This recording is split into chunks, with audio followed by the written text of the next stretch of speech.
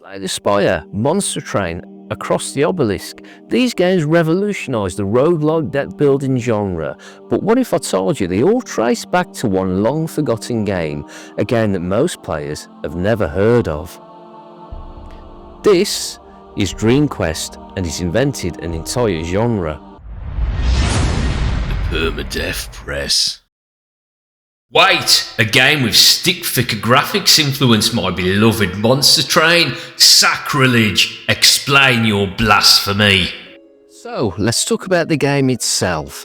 At the start of each run, you pick a class. You've got 4 base classes to choose from: the Priest, the Thief, the Warrior and the Wizard, each with a completely different playstyle.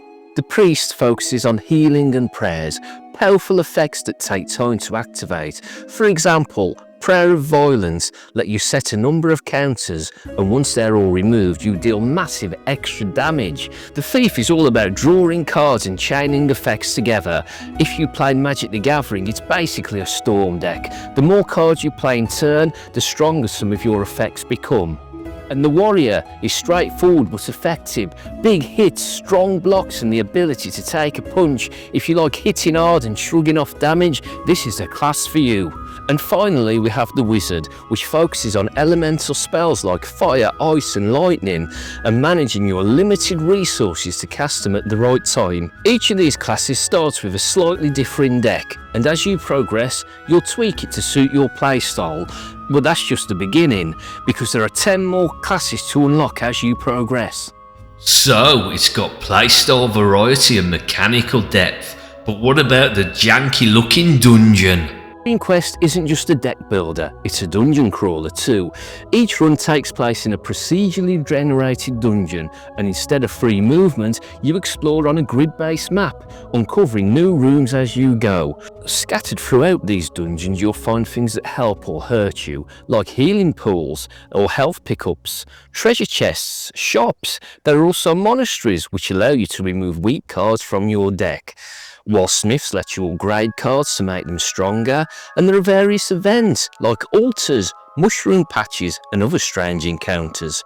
These present choices that can grant buffs, inflict debuffs or provide new abilities. The dungeon has 3 levels, and after fighting your way through waves of enemies and upgrading your deck, you'll face the final boss at the end of level 3.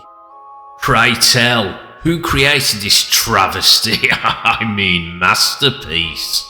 Dream Quest was the work of one man, Peter Whalen. Released in 2014, it was a passion project inspired by the games he loved. As a young kid, he played Wizardry, which is a classic dungeon crawler. Later, he got hooked on Desktop Dungeons, a puzzle-like roguelike that he played on his phone, and he was a huge Magic the Gathering fan. He particularly loved the video game Chandelier, as well as the Deckbuilder Ascension. You can see how these ideas came together: grid-based movement, card-driven combat and a roguelike structure. And while Dreamcast didn't make waves right away, it did get noticed. Both IGN and Pocket Tactics highlighted the game, and that brought it to the attention of some industry titans. Blizzard reached out. They were so impressed with Whelan's work that they hired him to work on Hearthstone, bringing him from a solo indie dev to working on one of the most popular card games ever. Before that, Magic the Gathering creator Richard Garfield sent Whalen an email praising Dream Quest.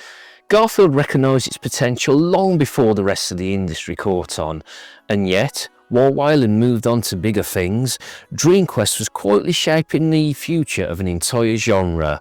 A genre that he himself called... Best of my knowledge, I coined the term roguelike deck builder. Peter Whalen coined the phrase roguelike deck builder. Pah! So which of his ideas become core elements, if any? One of Dream Quest's biggest innovations was its approach to deck building. Instead of just giving players new cards, it encouraged them to build towards different archetypes within a class. Take the Thief for example. You can build around a playstyle that draws lots of cards while dealing damage along the way. Or you can focus on poisoning enemies, a mechanic that slowly kills them at the beginning of each turn. Does this sound familiar? Well, if you played Slay the Spire it should, because the Silent does the exact same thing.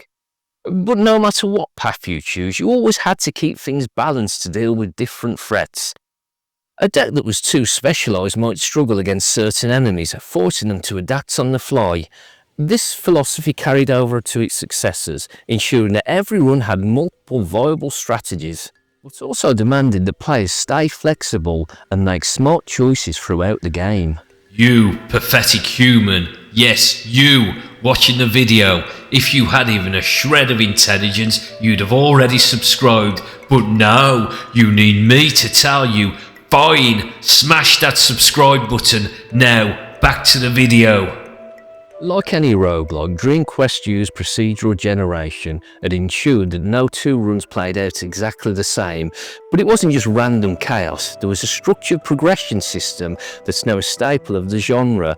Shops, events, combat, treasure, healing potions, and crafting all appeared at regular intervals, creating rhythm that carried through to its successors. Each time you played Dream Quest, you weren't just aiming to win, you were unlocking new cards, new classes, and new options, slowly expanding the possibility for future runs. Modern roguelike deck builders embrace this idea, rewarding players for repeated attempts and ensuring that failure still feels like progression. Quest successors all have multiple characters, most of which have to be unlocked as you play, and they all offer different mechanics and different ways to play the game. Many of its successors put their own spin on the formula. The core ideas prevail because Dream Quest got them right.